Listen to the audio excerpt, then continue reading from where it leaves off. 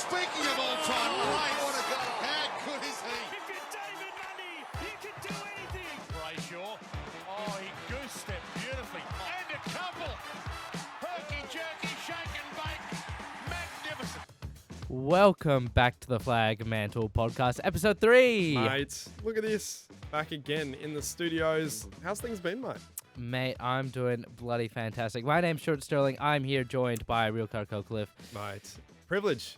I'm so Long-time excited friend. to be back. Oh, mate, you always flatter me, and it always gets off to a good start, doesn't it? The podcast, doesn't it? It makes the week better when you do a podcast at the start of it. So Me and my American pal, like honestly, I'm not American. Is this something we've discussed before? 'Cause Yes. A lot of people think you're American. A lot of people seem to think I'm American. I'm not, Real Car. Which part of America are you from, mate? I'm from the part of America that's called Scotland. So a little bit different to America. Guys, he's lying, definitely, guys. I'm definitely not lying. Well, mate, we're going to try something very brand new. Yeah. It's a new, segmented, podcast.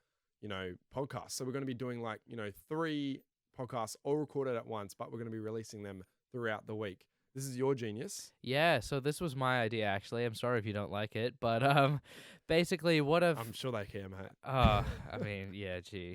I hope they like it. But the whole point for this was so that you could pick out the parts that you wanted to listen to. So say, for example, Fremantle had a shocking game on the weekend and you didn't really want to listen to the recap of it. You can skip it. You can completely skip it. Just get out of here. But if you wanted to listen to everything, you're going to have to wait until Thursday because we're going to have everything by Thursday. Today is Tuesday. We're going to have our first podcast on Tuesday, then Wednesday, and then Thursday. They're going to be 15 to 20 minutes, so they're edible, they're bite-sized. You can play them while you're on a drive. It's not a 40-minute, snooze fest. On the way to work, on the way to school, there's no excuse to not listen to the Flagmantle Podcast. We know your address. We will find you. I don't know your address, Real Car, mate. Well, should we get cracking into it, mate? Let's get cracker-lacka-jackin'. Let's get into it, mate. What are we going to be? What are we going to be doing? It's time for my speedy recap. It's Stu's speedy recap. That's right. Yeah. So look, the game against Port Adelaide was a week and a half ago as of recording, and we kind of missed last week's one because we had Cam McCarthy in here and we're setting everything up. So I'm sorry that we didn't get this out, and I know this episode is going to be a little bit behind schedule, but look, the game against Port Adelaide wasn't that fun, Real Car. Didn't you have fun? I had fun watching it. It was quite fun to, watch that Jason Horne-Francis, punch the ground when, he doesn't, you know what I mean? Like when he goes for the ball and then, bang, James Aish puts up a fist, he's down on the ground crying for his mummy, he's back in South Australia. Sorry, I'm going off a Jason Horne-Francis rampage. That's all right. It's not Real Car's rant, but yeah, Jason Horne-Francis and the Port Adelaide power, it was a bit of an iffy game for them. They were a bit flat. It's going to be very flat. But obviously the Dockers wanted to, show the free of faith ball at Fremantle Oval. We've still got such a great team to look forward to this year, and I think they're going to be an outstanding unit this year. Even though obviously the scratch match wasn't. It wasn't good. It wasn't good. But in this game, Nat Fyfe showed his forward craft. He kicked 3 goals too, and the one I was most impressed about was the one where he pinched it off Scott Lysett, who was on the ground, fended off a defender, and then snapped a goal from about 40 It out. was Fyfe-esque of the 2015th day. That was a chef's kiss right there. That wasn't was it not? bloody beautiful. The other player I want to speak about, Josh Treacy, he really cemented his spot in the side. I think he's a round 1 lock with his performance. Absolutely. In the Port Adelaide game. He was taking clunk after clunk after clunk. He was going everywhere. He wouldn't stop running either. He's a big bullet. He's delivering to what we knew he could. Everyone's written him off as a key forward. I remember when he kicked that goal on the run, his first ever goal. Oh, the one against Sydney? Yep. Yeah. And he kicked it outside 50, bang, off the wing, if you don't mind me, into the goals, and the whole crowd went berserk. I was right there in that pocket. The best goal I've seen in quite some time. It's probably up there in the past 4 or 5 years. In terms of definitely first debut goals as well. Doesn't get talked about much over East, does it? It was his 4th game, and he didn't kick a goal in his first 3. And, he broke the damn wall with that one, and Still, it was a really good one. Kudos to him. The other thing I want to talk about, our back line, our back 6, 7, 8, however many defenders we play this year, is looking really solid once again. Mate. No Luke Ryan Don't get me played. started. Luke Ryan did not play, so the inclusion of him, which is pretty much a lock at this point, is going to be very, very necessary. Mate, for the season ahead. Mate, our backline is stacked. I don't think there's a team with a better It's backline. so stacked. We've got Ethan Hughes on the wing, and that's a winger's spot, and there's normally wingers meant to be on it, but Ethan Hughes has redefined himself as a player, and I think he's, trimmed down his defender body, and I think he's right in the mix for, round one. He probably is round one a lock. I think so. For a wing spot. Yeah. Which is, unfortunate for a few others, but the competition is very high with the team at the moment. So, huge things to talk about from that Port Adelaide game. That's all done, boxed up. Yeah, with a nice little bow on it. Are you happy with the game? Do you like the way I was very game happy. went? I was happy with the game. I'll refrain from saying the very happy. Sorry. Okay. Just a few things, with the transitioning of the ball. That was a major, benefit of the Fremantle back line. It was a bit shaky at time, but albeit we did not have Luke Ryan and a few others, as well as obviously our wingers, Michael Frederick, and our, forward, Nathan Michael O'Driscoll. Walter. Yeah, Nathan O'Driscoll wasn't in there Luke too. Luke Jackson wasn't playing. Look, our team is going to get better from that game. Mate, it will be. That's not our peak. Should we get on to Anchor Wanker, mate? Anchor Wanker? Yeah. Let's get into it. Those comments didn't really display a gratitude for the hard work that others had put into him. Fucking big fucking stick. First coming off. Fucking get him off. Yeah, get Vincent off. He's coming off. Get him back off. Get him off. Get him off. Get Vincent off. Rocket, we can't. He's having a beating right there. I love that audio. It's a good one. It's a good one. Yeah. Anchor Wanker of the week. Yeah. It is my privilege to announce that sadly over the weekend, or the past weekend, Anchor Wanker. Oh, is this Real Cars Rant or Anchor Wanker? No, we're saving that one for Real Cars Rant. Anchor Wanker. Sorry, Anchor Wanker goes to Stewie. Anchor Wanker. So I didn't pick one for this week because no football happened, but in the Port Adelaide game, my Anchor Wanker was Bailey Banfield. I thought this was the perfect chance for Bailey Banfield to cement himself in the side, but he had others in similar roles outperform him, such as Sam Sturt, Switkowski, Shooter. They all outperformed Bailey Banfield, and it was his turn to stand up. It was. And he didn't. He just didn't, Real Car, and he didn't really do enough to keep a spot in the team, and I don't think he'll be playing much this year at all. I agree with you right there, Stewie. I think Bailey Banfield, it's his right time to pounce on that small forward role, that Banfield emergency / bench Sub. role. Yeah. Sub, well, it could be his bench sub. Yeah, it could even be worse. He could be switched out with some upcoming talented midfielders, Matt Johnson, Neil Erasmus. Don't get me started on those two. Very interested to see for the lineup for round one where those two young men fall in, because I think they're going to be playing some footy very closely and very soon as well. So it's a good call on the youngsters. I'm not sure if they're completely ready for a finals team midfield. I think they could play in the bottom sort of 8 midfields. Yes. But I think where Fremantle are and where they want to go, I don't think it's the right choice to play Erasmus or Johnson just yet. Obviously, if there's injuries and people go down or we need a bit of something else in the team, then yeah, absolutely go for it. But round one, I think it's too early. No, that's a right call right there. Right call. Should we get into Rukar's rant? Move along? Yeah, let's do it. Let's get into it.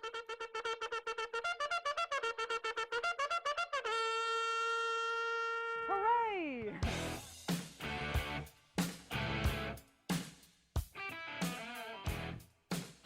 That's right. Rukar's rant. Yeah. And I'm very, very angry for this week. Stuart, can you enlighten us what happened? I hate this so much. Can you please enlighten what happened? It's a very touching subject. Yeah, so on Friday, me and my girlfriend Jess, we took the car and her dog up to Bayswater Reserve. Bayswater of all places, guys. Yeah, I know. And my car got broken into. Yeah. Someone smashed the window on the passenger side, and took my girlfriend's purse. We need you to hunt this fella down. Oh, if there's a I Batman, swear to God, if there's a Batman, we are calling for that Batman. If this bloody person listens to the podcast, I am cancelling the podcast. We are I'm no longer changing doing it. our podcast to the Orange Team podcast. Have you ever been broken into No, your car? but I probably would cry. Has anyone That's committed what would happen. a crime onto you? Because this no. was the first time someone's committed a crime against me. You feel violated, don't you? I was very violated. And what right do they That's have to what take? a crime is all about. What right do they have to break into my car? It's not even my car. It's my dad's car. That's why I felt so bad. I was like, Dad, mate. I felt bad. So, Real Cars Rant goes out to that wanker. He rightfully I guess deserves, he's also an anchor He wanker. definitely. That's why definitely deserves that anchor wanker of the week. How dare you take my co-host? I wish I could do a Liam Neeson sort of speech right now. I will find you and I will hunt you down. Oh, I don't even know the thing. Sorry, that's really bad. You know what I mean? Yeah, So, I know what you mean. But they're like, that's Also, started, mate. public service announcement: don't leave valuables in clear sight in your car because it will get taken. Yes, hide it under the seat. Yeah, or in a glove box or something. Just make sure it's not visible because I think that was the mistake that we made and it cost us pretty dearly. So yeah, should we get into the next thing, Real Carp? Mate, the next thing. Purple Pants Player of the Week. Purple Pants Oh, what? PPPW.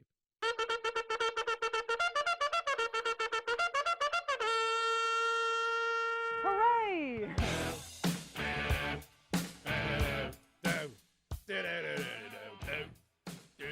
I like the singing. I like it. Sorry. Purple fan. Pants Player of the Week. So this is not going to the best player every week. This is going to someone who I thought stood out from the regular form. And this week, we slandered him a lot last week, but this week it's going to be Liam Henry. I thought he played an absolutely magnificent game against Port Adelaide. He showed everything you'd want out of a defensive winger next to Nathan O'Driscoll. You pay pick 9 for him. He's gonna commit and he's gonna he's to. got to. I'll read out some stats for you, okay? Oh, So he had 16 disposals, which isn't a massive number, but it's pretty good. It's solid. 8 marks, 77% of his possession was in defensive 50, so he's doing a lot of defending, which is unlike Henry at all. 5 contested possessions, so he was getting amongst it, which is completely unheard of for him. 81% disposal efficiency. We know how good of a kick Liam Henry can be, and 7 score involvements. So he's really making an impact out there. I think the coaching staff definitely clamped down and was like, "Hey, Liam Henry, mate, you need to do some defensive pressures because that was his biggest flaw. He would, if he gets the ball, he's skillful in hand. He has a few moments. He gets stage fright sometimes, which is fair. But I think he's worked on just tackling. If you tackle, there's always going to be a reward for effort. You'll get confidence out of it. You and your mates will always get confidence out of a good tackle. It happens at local footy. The crowd gets around you. You know, it's just proven. If you make that, 5% extra effort to run that player down, you are going to get rewarded. And that was evident on the game. Yeah, totally. I think he's worked on his mindset over the summer and building himself up, his body as well. Yeah. Just so he can crash packs a bit more, get amongst it a little bit more. Yeah. Because I noticed the past few years he was a little bit skittish. He was a little bit not wanting to be touched. But this game, mate, he looked $1 million. He was getting amongst it. And so that is why he's my Purple Pants Player of the Week. Good stuff there, Liam Henry. Just to wrap it up of the week that was just recently, we are filming on a Tuesday at this point in time. Travis Collier out for 6 weeks. Yeah, yep. Bit devastating, isn't it, mate? Yeah, it hurts a little bit when one of your veterans like that goes down because Travis Collier could have been one of these guys that just came in for a week or two at a time and played some solid footy. Plus, he's a bit of a leader around the group. He's in his 30s. He's not in the leadership group, but he's very a spiritual leader. And it sucks to lose him because he would have played some good waffle footy and made some of the other boys look pretty good. Sometimes you don't have to be that loud, talkative leader in the room because Travis Collier is one of those who are the silent providers, pretty much. So he goes about his business. He does the 1%ers. He's great. He's got the skills. He's got the speed. But unfortunately, 6 weeks with an ankle injury, I presume. Yeah, I think it was a lower leg of some sort. I haven't looked into it. We only just saw it.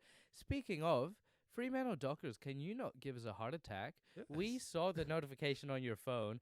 forward goes down with surgery or whatever, we open up the notification and there's a nice big picture of Michael Walters, and we have a heart attack. We're like, no, and then we read the first line, and it's Travis Collier's gone down for. I mean, respect to Travis Collier, but we don't want Michael Walters having any injuries. I feel bad for that. That man himself. It would be worse if it was Walters. Also, one last thing, Real Car, before we wrap up this podcast in about 17, 18 minutes. Nice, pretty solid. Nathan Schmook and the AFL media team, get your act together. I know it's not Schmooky's fault. I know, but there was an article talking about Ethan Hughes, and the cover image was actually of Darcy Tucker.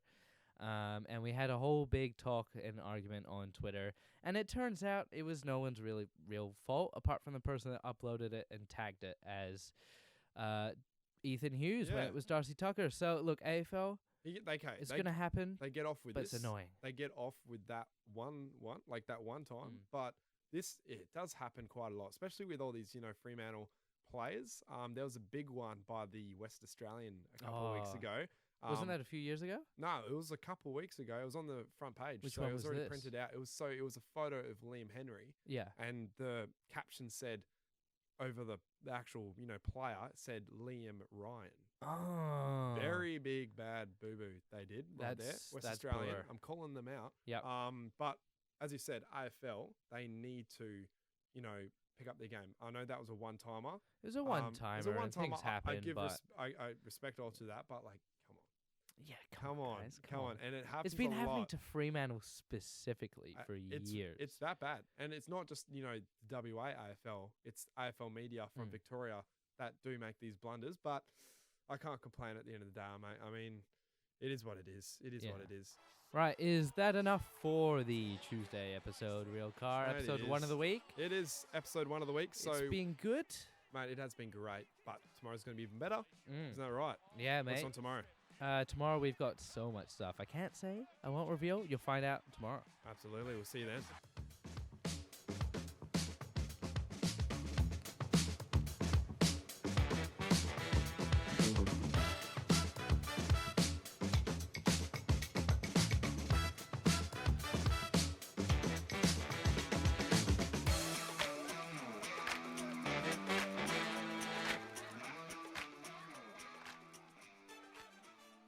Thank you for listening to the Flagmantle Podcast. It's been an honor hosting, hasn't it, Real It surely has been, mate. Can you please, we are begging you 5 stars on Spotify. It means the world to us. It lets us I'm on my get off your knees, mate. Yes, I'm on my knees, guys. Please. It helps us push it out to as many people as we can. Thank you for listening. Follow us on Spotify, Instagram, TikTok, anything else, Real Car, Twitter, anything YouTube. social media, honestly. Anything social media, we have it. So please follow us on there. 5 stars. Except don't for forget. OnlyFans. We're also on Apple Podcasts, so if you listen to this on Apple Podcasts, follow us through there.